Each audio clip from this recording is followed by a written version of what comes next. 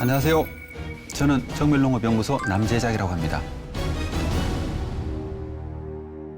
제가 주로 하는 일은 우리나라 농업 정책, 그중에서 특히 스마트 농업이나 기후변화 그리고 탄소 중립에 관한 연구를 주로 하고요. 그다음에 이것을 어떻게 비즈니스 모델로 만들 거냐 하는 게 제 주 연구 영역입니다. 오늘 첫 번째 리뷰할 아이템은 밥값입니다. 요즘 밥값이 너무 올랐다는 말이 아마 대부분 동감하실 것 같습니다. 직장인들 사이에서도 점심 한 끼 먹기가 굉장히 부담스럽죠. 그래서 런치플레이션이라는 말까지 나오고 있습니다. 왜 이렇게 밥값이 올랐을까요?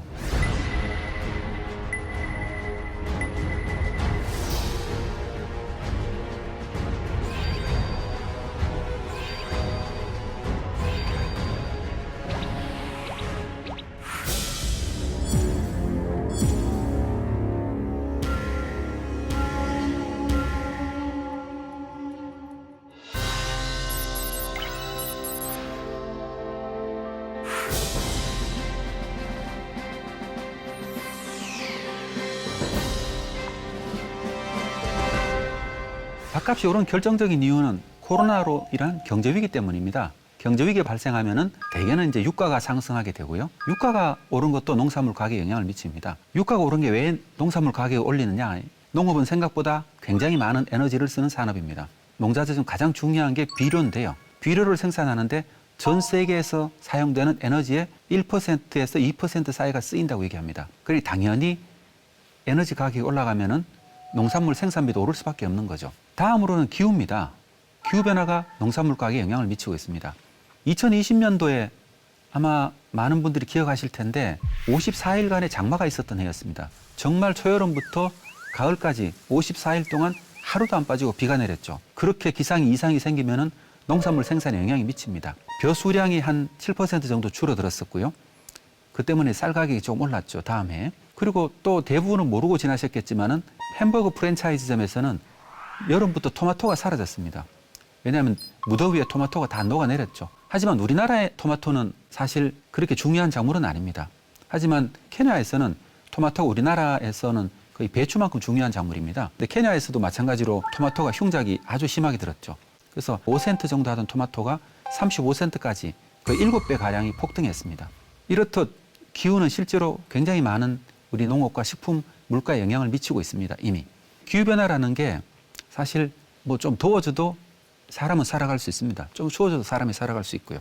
하지만 기후변화는 변하는 속도가 문제입니다. 왜냐하면은 식물은 그 기후가 변하는 속도만큼 이렇게 빠르게 바뀌기 어렵기 때문이죠. 농사는 하늘이 짓는다고 하죠. 농부가 아무리 노력을 열심히 하더라도 기후가 받쳐주지 않으면 풍년이라는 건 힘들거든요. 매년마다 우리 뉴스에서 보셨을 겁니다. 어떤 농산물 금값, 배추 파동, 그리고 작년에는 대파가 가격이 갑자기 올라가면서 파테크까지란 말이 이렇게 신조어가 이렇게 농담 삼아 회자되기도 했었죠. 지금은 토마토라든가 아니면 배추가 금값됐다는 뉴스를 아마도 듣는 정도겠지만은 기온이 1.5도까지 올라가는 한 2030년경이 되면은 식량 위기가 본격적으로 시작될 수밖에 없습니다. 아, 이게 무슨 의미인가 아마도 밥상 물가를 보면서 계속적으로 실감하게 될 것 같습니다. 대부분의 분들이 식량 위기 하면은 우리가 슈퍼마켓에서 뭐 식품을 못 사게 되는 이런 경우를 아마 식량 위기가 아닌가 생각하는 것 같습니다. 물론 그때는 아주 심각한 식량 위기죠. 하지만 그것만을 식량 위기라고 얘기하는 건 아니고 우리가 국내 생산만을 예를 들면은 국내에서 농산물 생산량이 10% 이상이 평년보다 줄어들었을 때 그때를 우리가 식량 위기라고 얘기합니다. 10% 정도가 줄어들면은 보통, 20%가 줄어들면 심각, 그리고 30%가 줄어들면 매우 심각 이렇게 식량 위기 단계를 나누죠. 30% 정도가 어느 정도 줄어드는 거냐 하면은 아마 기억하실지 모르겠습니다만은 1980년도에 우리나라가 심각한 냉해 때문에 벼 생산량이 굉장히 많이 줄었습니다. 그때 30% 정도가 줄었거든요. 쌀이란 작물은 국제시장에서 많이 거래되는 작물이 아니거든요. 그러다 보니까 최대 6배까지 주고 쌀을 구매해야 됐었습니다. 그게 30%가 줄을 때 일어나는 현상들이고요. 그 외에도 가격이 상대적으로 올라갈 때도 역시 식량 위기라고 얘기합니다. 대개는 국내 농산물 가격이 2.5% 이상 갑자기 오를 때를 이제 식량 위기라고 얘기하고 있습니다. 기후가 이제 식량 위기의 원인이라고 말씀드렸는데요. 작년에 발표된 IPCC 6차 보고서에 따르면은 2030년경, 늦어도 2040년까지는 무조건 1.5도가 오를 거라고 예상하고 있습니다. 우리가 지금 현재 1.1도의 세계를 지나고 있습니다. 산업 이전 시대에 대비해서 지구 평균 기온이 1.1도 올랐다는 거죠. 그런데 벌써 유럽과 인도 이런 나라들은 40도, 50도 올라가고 있고요. 시베리아, 저 북극에 가까운 지역까지 35도, 40도까지 올라가고 있습니다.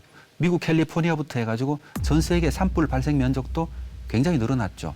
우리나라 동해안도 가장 긴 산불이 작년부터 올 봄에 있었죠. 이렇게 산불이 많이 난다는 얘기는 육지가 많이 가물고 있다는 얘기거든요. 그럼 당연히 농산물 생산량이 떨어질 수밖에 없습니다. 근데 1.1도의 세계가 이 정도 영향을 미치면은 1.5도의 세계는 안전할까? 결코 그렇지도 않다는 것이고요. 그리고 설사 탄소 중립을 달성하더라도 다시 우리가 2000년도 이전으로 되돌아가는 건 불가능합니다. 이미 불가능합니다. 왜냐하면은 너무 많은 생물들이 멸종이 되어버렸기 때문이죠. 농업을 대량 생산을 하다 보니까 단일 작물을 굉장히 대규모로 짓는 방식으로 이 농업을 발전해 왔죠. 그러다 보니까 농경지에서 생물 다양성은 급격하게 줄어들 수밖에 없었습니다. 그러니까 다시 예전처럼 돌아가는 것은 불가능하고 우리가 바뀐 환경에 어떻게 적응할 거냐가 이제 가장 큰 중요한 문제가 될 겁니다. 식량 위기가 본격적으로 시작될 수밖에 없습니다. 미래도 우리나라가 어떻게 지속 가능한 사회를 만들어갈 수 있느냐는 것은 결정적으로 어디에 따라 달라지냐 하면은 저는 단언컨대 우리가 식량을 안정적으로 확보할 수 있을 거냐가 우리나라의 지속 가능성을 가늠하는 지표가 되지 않을까 그렇게 생각합니다. 지구 평균 기온이 1도 정도 오를 때마다 전 세계 곡물 생산량은 3에서 7%, 많게는 10% 정도가 줄어들 거라고 얘기합니다. 그런데 인구는 계속 늘어나고 있죠. 2050년경에는 약 한 96억 명, 97억 명 정도가 될 거라고 예상하고 있습니다. 늘어나는 인구를 지금처럼 만약에 부양을 하려 하면은 농산물 생산량이 35% 정도는 더 늘어야 합니다. 그런데 기후는 점점 나빠지고 있는데 어떻게 그러면 식량 생산을 늘릴 수 있을 거냐.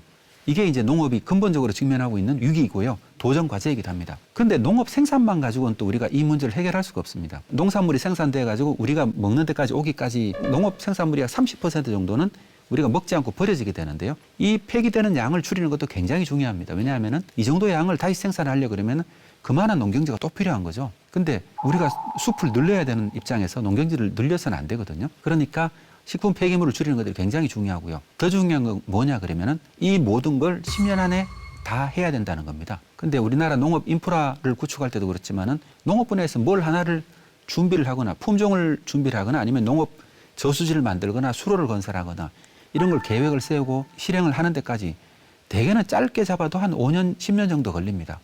굉장히 서둘러야 한다는 얘기죠. 농업이 직면한 위기를 해결하기 위해서는 농업 비즈니스는 어떤 방향으로 가야 될 건지 한번 살펴보겠습니다. 앞에 말씀드렸듯이 농업은 탄소 중립하고 생물 다양성 회복도 중요합니다. 또 우리나라 농업 내부적으로도 살펴봐야 되는데요. 우리나라의 농장주의 평균 연령이 68세입니다. 그리고 새롭게 농업에 들어오는 청년 농부 40세 이하를 얘기하는데요. 청년 농부는 불과 1%에 불과합니다. 과연 이제 우리나라가 이 농업이 세대 교체가 전반적으로 어떻게 이루어질 거냐도 굉장히 큰 이슈 중에 하나일 거고요. 우리나라 농가는 굉장히 영세한 규모라고 얘기합니다. 평균 경지 면적은 1.1헥타르에 불과하고 농업 소득이 1,000만 원이 안 되는 농가가 거의 70%에 이릅니다. 그리고 이렇게 영세한 농가들이 그럼 어떻게 기후위기에 대응해서 새로운 투자를 하고 새로운 기술을 받아들이게 할 수 있을 건가? 이것도 이제 농업계가 해결해야 될 굉장히 큰 숙제 중에 하나죠. 2015년도에 제가 처음으로 농업 스타트업 지원 사업을 시작했었습니다. 그때만 하더라도 농업도 스타트업이 될 수 있는가 이런 의문을 많이 가졌었죠. 왜냐하면 농업이라는 건 기본적으로 굉장히 속도가 느린 산업입니다. 근데 스타트업은 몇 년 사이에 굉장히 빠른 속도로 성장하는 게 이제 특징인데 농업이라는 산업 자체가 스타트업과는 전혀 성격이 맞지 않는데 어떻게 스타트업이 될 수 있느냐 이런 질문을 많이 받았었죠. 근데 몇 년이 지난 지금 이런 시각이 완전히 바뀌었습니다. 농식품 산업은 여러분들의 생각과는 다르게 굉장히 큰 산업입니다. 전 세계적으로 보면은 자동차와 반도체, 철강 모든 산업을 다 합친 것보다 농식품 산업의 규모가 더 큽니다. 그러니까 농식품 산업의 성장 잠재력은 굉장히 큰 거죠. 그리고 더군다나 기후변화가 심해지고 그다음 인구가 계속 늘어날 수밖에 없고 토지는 한정되어 있습니다. 새로운 농업 혁신이 일어나지 않으면 이 지구상에 살고 있는 인류 문명의 지속 가능성 자체가 위협받는 상황입니다. 우리나라 농업도 인구 구조 변화라든가 농촌 인구 감소, 새로운 기술의 도입, 농업용 로봇의 도입 이런 것들이 전부 다 맞물려서 변화와 혁신이 일어날 수밖에 없거든요.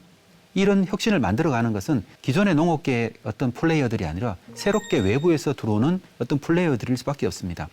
우리가 스타트업이라고 부르는 새로운 아이디어와 새로운 기술로 무장한 어떤 주체들이 농업의 혁신을 만들어갈 걸로 이렇게 예상을 하고 있습니다. 스타트업 하면은 뭔가 되게 폭발적인 성장을 두고 해야지 왜 투자도 받고 그러잖아요. 네, 그렇습니다. 이쪽에 스타트업은 뭘 성장시키나요?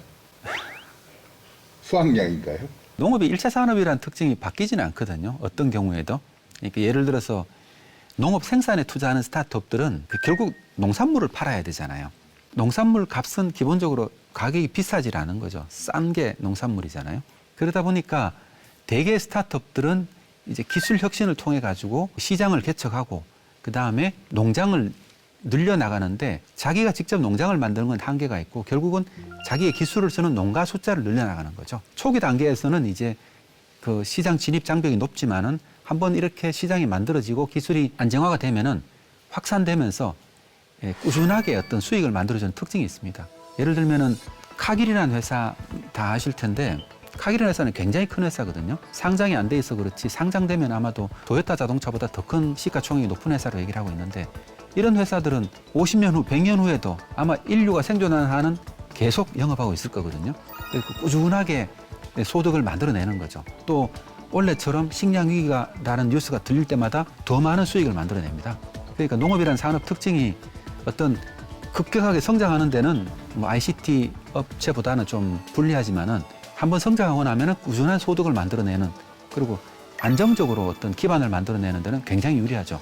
근데 투자사들이 충분히 매력을 가질 만하다고 저는 생각합니다. 오늘의 한 줄 리뷰는 인류의 지속 가능한 미래는 농업 혁신으로부터입니다.